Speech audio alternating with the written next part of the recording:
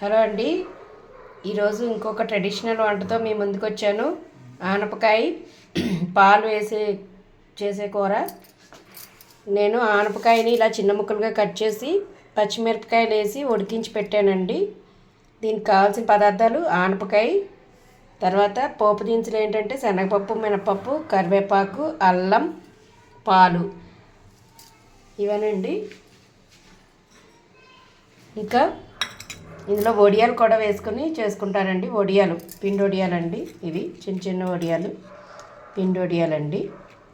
ఇప్పుడు video lengthy అయిపోతుందని చెప్పి నేను ఆల్రెడీ ఉడికించి పెట్టేసుకున్నానండి. ఆనపకాయ, పచ్చిమిరపకాయలు, సాల్ట్ వేసి ఉడికించానండి. మెత్తగా ఉడకాలి ఇది.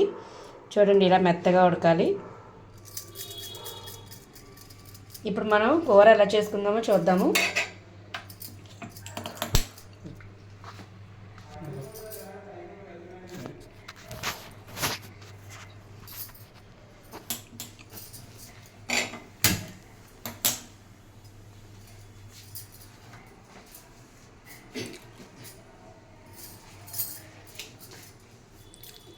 కొద్దిగా ఆయిల్ వేసుకున్నాను.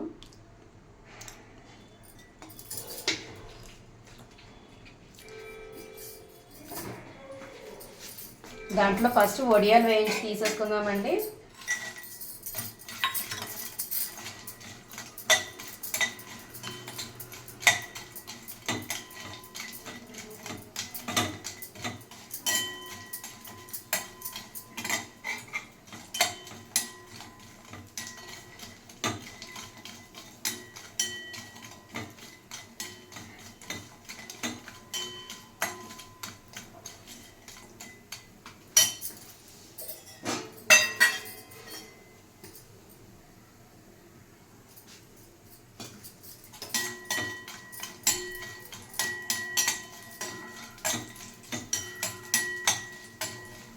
ఇదిగోండి, వడియాలన్నీ ఇట్లాగా బ్రౌన్ కలర్లోకి వచ్చేదాకా వేయించుకోవాలి. కొంచెం క్రిస్పీగా అవ్వాలన్నమాట.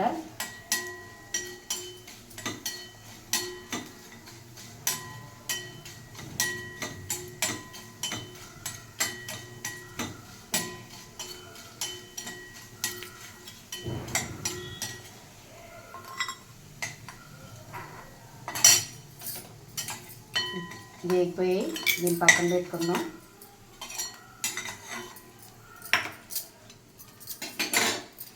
ఇప్పుడు మళ్ళీ కొద్దిగా ఆయిల్ వేసి దాంట్లోకి శనగపప్పు, మినపప్పు తీసుకున్నానండి. పోపు దినుసులు వేసేసుకుందాం.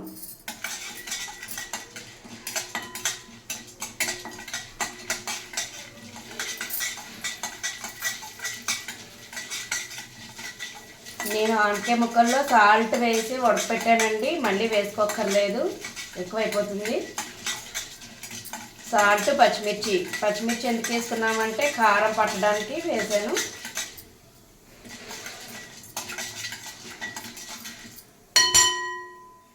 ఇప్పుడు ఈ పోపు వేగిపోయింది. ఇందులో కరివేపాకు వేసుకొని ఆనపకాయ ముక్కలు వేసుకున్నామండి.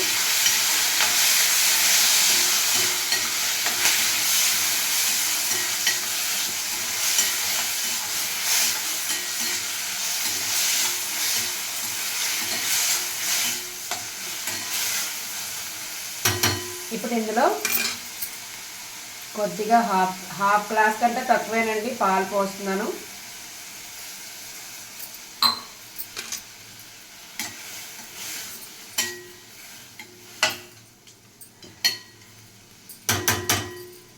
దీంట్లో ఇప్పుడు అల్లం దంచి వేసుకుందామండి.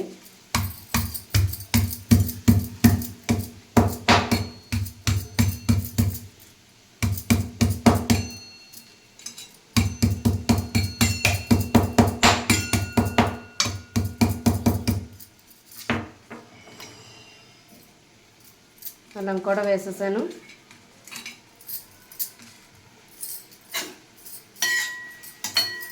ఒక 2 మినిట్స్ ఈ పాలన్నీ దగ్గర పడేదాకా ఉంచాలి.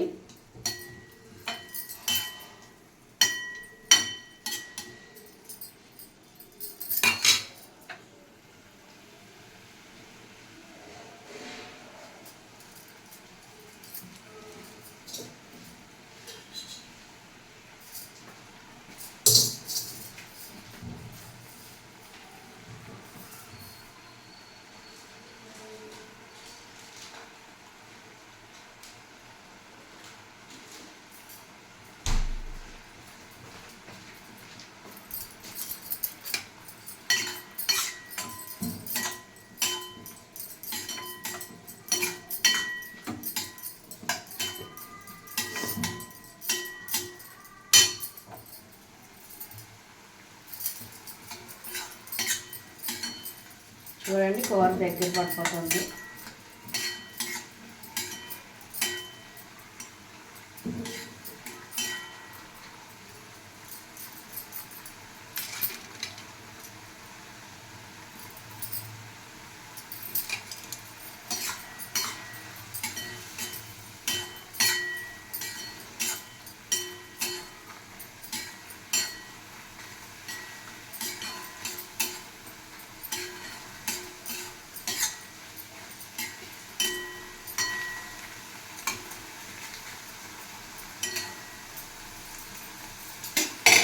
ఇది సిమ్లో పెట్టుకొని కొద్దిగా మనం బియ్యం పిండి దీని మీద కొద్దిగా చల్లుకోవాలండి. దానివల్ల కూరకి టేస్ట్ వస్తుంది. కొద్దిగా బియ్యం పిండి చల్లుకుంటే కూరకి టేస్ట్ వస్తుంది. చూసారండి, కూర ఆనపకాయ కూర రెడీ అయిపోయింది.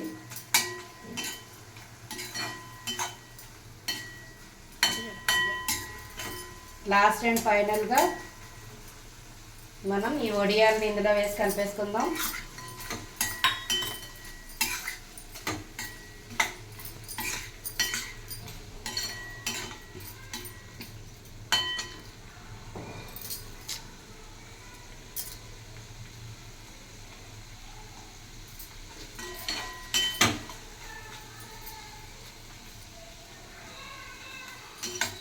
రెడీ అయిపోయిందండి ఆనపకాయ కూర. ఆనపకాయ పాలేసి వడియాలు వేసిన కూర రెడీ.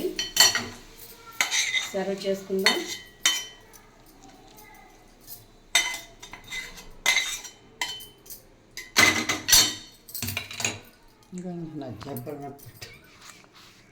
ఆనపకాయ కూర రెడీ అండి. ఆనపకాయ పాలేసిన కూర. ఈ వీడియో కనుక మీకు నచ్చినట్టయితే లైక్ చేయండి, షేర్ చేయండి, సబ్స్క్రైబ్ చేయండి. మన ట్రెడిషనల్ ఆనపకాయ పాలేసిన కూర రెడీ అండి. Thank you. మళ్ళీ మీ ముందు వేరే మంచి వంటతో మీ ముందు ఉంటాను. బాయ్.